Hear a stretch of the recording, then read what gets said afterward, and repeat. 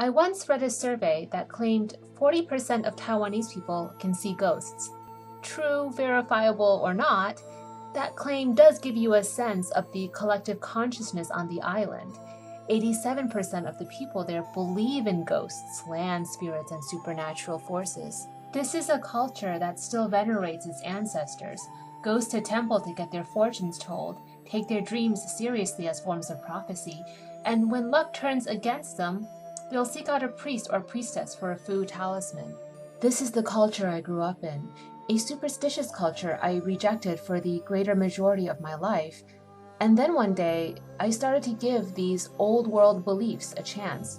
I studied, I practiced, I dabbled, and I peeked beyond the veil. That's when I witnessed for myself the power of 4,000 years of acquired esoteric knowledge. As early as the Shang dynasty, around 1600 BC, you have records of shamans using fu sigils engraved onto wood as part of their magic. Our first records of spellcrafting with fu talismans by Taoist ceremonial magicians come around the Han dynasty, 200 BC. By the Qing dynasty, that's the last dynasty before we enter modern China, Taoist magic and sorcery was denounced. Esoteric Taoist texts were intentionally excluded from the imperial library, even though Taoism is the first religion to be native and indigenous to China. By the early 1900s, Taoist magic is shunned.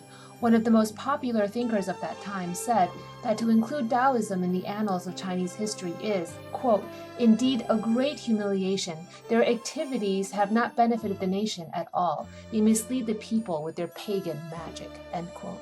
Yet, that pagan magic is inextricably intertwined with Chinese history, from the Yellow Emperor, the first 3 dynasties that established the Chinese civilization, the Xia, Shang, and Zhou, the legacy of the 8 immortals, some documented as historic figures, to the impact of Taoist priests during the Yellow Turban Rebellion and their great public favor through the era of the 3 kingdoms, down to the flourishing of fu talismanic practices in the Tang dynasty, when many of the Taoist mystery traditions we have today were first established. So perhaps esoteric Taoism and pagan magic wasn't such a great humiliation of Chinese history after all.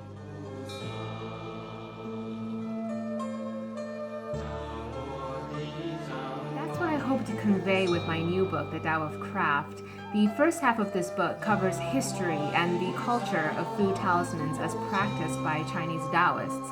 I also demonstrate the complexity and depth of wisdom that fu talismans exemplify by covering the theoretical principles that drive East Asian spellcrafting. Then, for the latter half of the book, we roll up our sleeves and get into practicum. I will show you step by step how to design, craft, and empower your own fu talismans.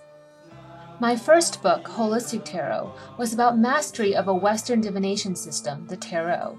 It represented my nurture and upbringing in the Western world. Tarot was something I found for myself. This second book, The Tao of Craft, is about a return to my roots. If Holistic Tarot reflected my nurture in the Western world, then the Tao of Craft reflects my nature.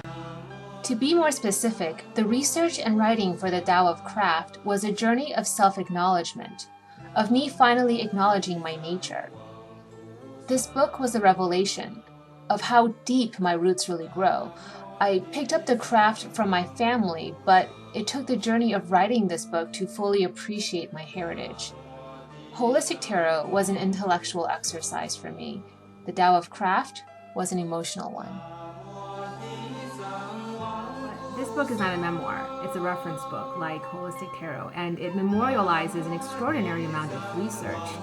I hope that by drawing in history and theoretical principles, citing ontologies and academic literature, I can present a compelling case for lending credence to the fu talisman, its efficacy to revise any sense of shame for this great humiliation, and replace that humiliation with pride and reverence. I challenge you to read this book and not be awestruck by the depth and scope of sigil crafting in the Eastern esoteric traditions. The Tao of Craft will be in stores September 27th. Order your copy today.